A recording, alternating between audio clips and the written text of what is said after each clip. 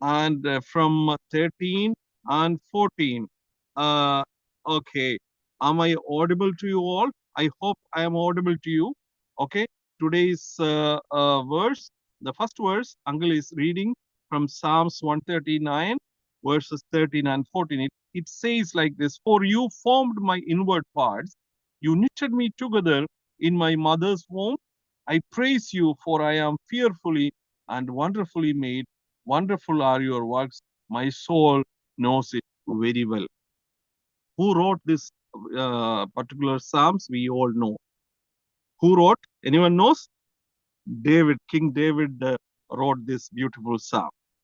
So yes, Deborah, it was King David. Yeah. So who was this David? We all know David was the mighty king of Israel. Yeah. And what was his history? Who was he? Actually, he was a small shepherd. Yeah. He was a small kid. As he was a small kid, he used to take care of lots of sheep. He was a shepherd boy. And you know something? He was all alone in that particular area. Yeah. He was away from his parents. He was away from his brothers. And he was away from his family. He was all alone with his sheep. And he himself is telling in this Psalms 139 about himself. What he is telling?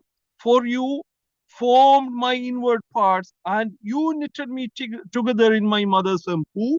Who knitted together? King David is telling God, I know you knitted me together. Yeah. How he came to this particular knowledge? God knitted him. God formed him because he was all alone.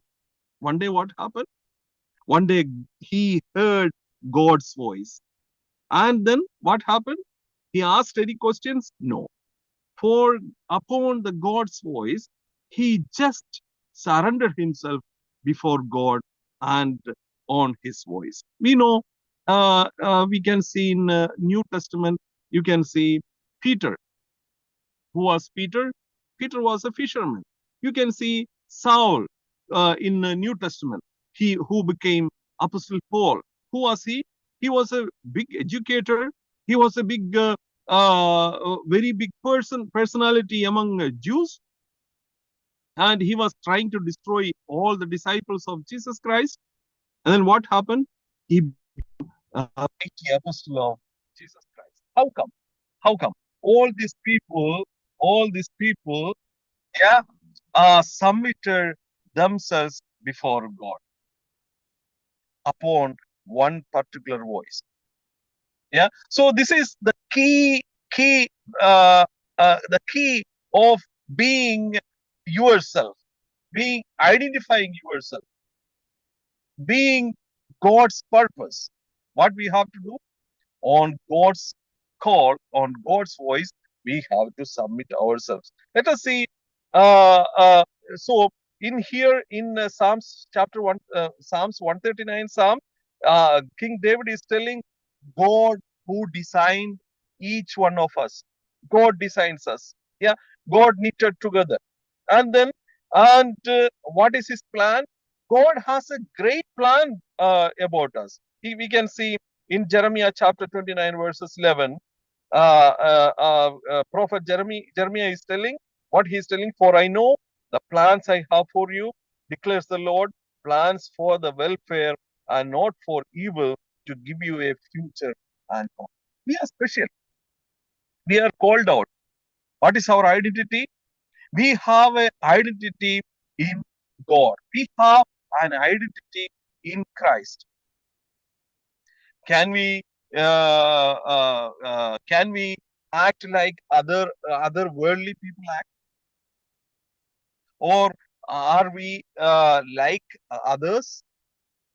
What Ephesians sorry, in First Peter chapter 2 verses 9 says, it says, but you are a chosen race, a royal priesthood, a holy nation, a people for his own possession, that you may proclaim the excellence of him who called you out of darkness into his marvelous light.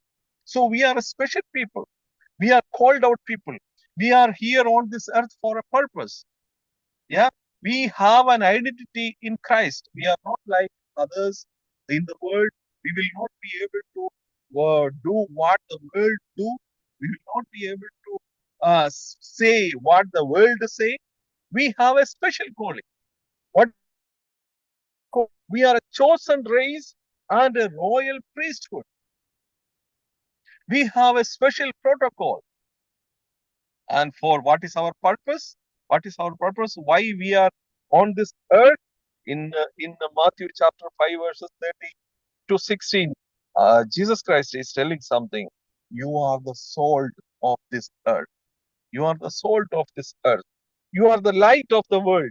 A city set on a hill cannot be hidden. So who are we? What is our purpose? We are the salt of this earth. We are the light for this world. Why Jesus Christ was telling about salt? Why something else? Because salt has some great features. What is the specialty of salt? Some few things salt preserves. Yeah, we all know it is a preservative. Salt is a preservative. Yeah, it will preserve if we have some meat or something, if we can put or fish or something, if we put it in a salty water, what happens? It will preserve that particular thing from decay. So we are like salt. We have to preserve ourselves. We have to preserve our faith. Yeah, and we have to preserve others from decay. We have to preserve the world from decay. And what is the other speciality of salt? It adds taste. It gives taste to our food. Yeah. So wherever we go, whatever we do, we have to add taste. Yeah. It's we should be a fragrance to others. It should be we have to make taste to others. And then what is the other specialty of the salt? It heals. Salt heals. So we should be moving around healing people, not harming people. We have to moving around with the healing power. Our words should heal others. Our deeds should heal others. So these are the specialities and these are the purpose why we are here. Yeah, what is the purpose? We have to live like Jesus Christ. We have to reflect Jesus Christ, and we are the ambassadors of God. This is the purpose of our life. And what is the identity? We have an identity in Jesus Christ. Yeah, I hope it is very clear. We all are special and chosen ones. Yeah, and God created us with a purpose. And as King David was telling, for you formed my inward parts and you knitted me together in my mother's womb. I praise you. God created us. For that we have to praise. And we have to lead a good life, a worthful life in this world to by pleasing God and lead a life like Jesus Christ. Yeah, be a salt in this world. Be the light of the world. May God bless you. Thank you for